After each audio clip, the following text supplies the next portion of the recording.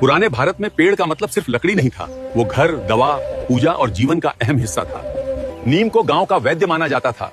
इसके पत्ते, छाल और दातून रोजमर्रा की बीमारियों से बचाव के लिए उपयोग किए जाते थे। तुलसी हर घर की रक्षक मानी जाती थी। इसके पत्तों का उपयोग सर्दी, खांसी, प्रतिरोधक शक्ति और रोज की पूजा में किया जाता था। बरगद को स्थिरता और सामूहिक जीवन का प्रतीक माना जाता था।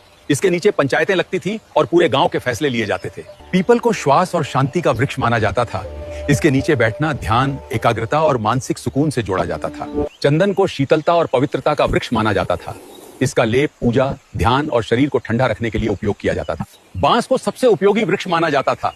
इससे घर, औजार, बर्तन, वाद्य और रोजमर्रा की जिंदगी की अनगिनत चीजें बनती थी।